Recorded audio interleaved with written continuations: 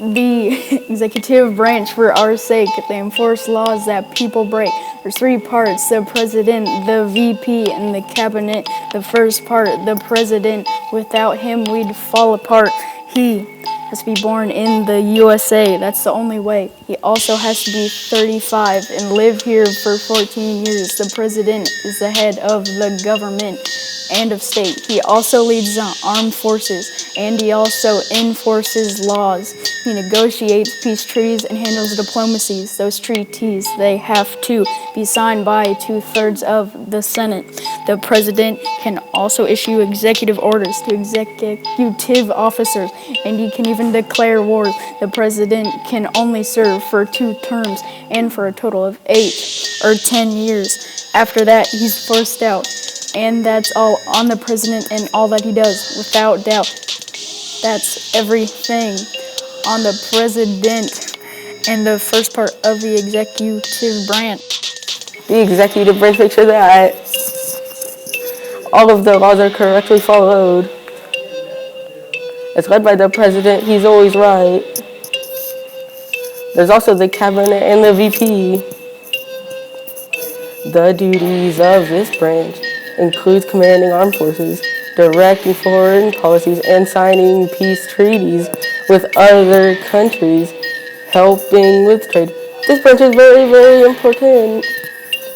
Very. The VP is the next important, behind the president, but still important. The vice president has many jobs in which are very important. The main purpose of the VP is to be ready at any time to take over presidency if the president isn't doing his job. Yeah, a new VP is chosen by the president if the current one dies, you know?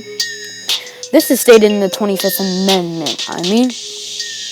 The 25th Amendment also provides methods of how to take over presidency. Yeah, that's right. The VP is very important.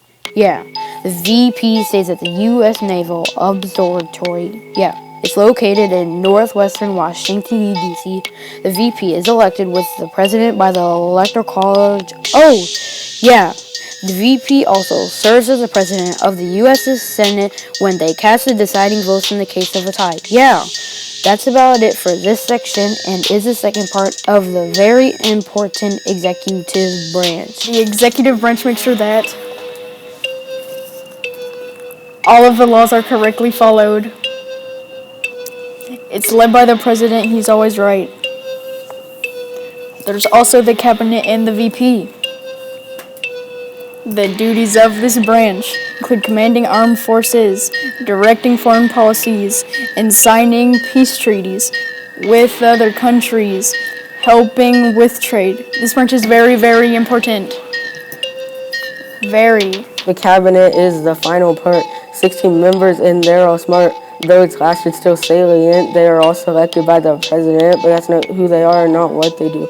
They advise the prez on what to do.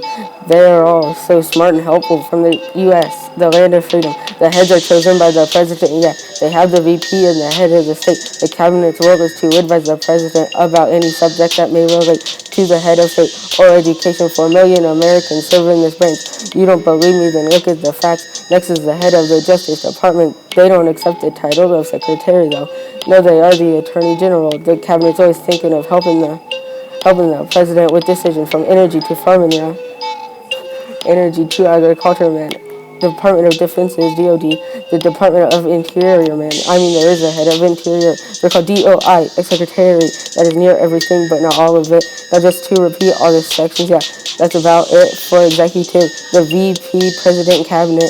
That's it. Finally, there's a secretary of more, but how about Homeland Security? The executive branch makes sure that all of the laws are correctly followed. It's led by the president, and he's always right. There's also the cabinet and the VP. The duties of this branch includes commanding armed forces, directing foreign policies, and signing peace treaties with other countries, helping with trade. This branch is very, very important. Very.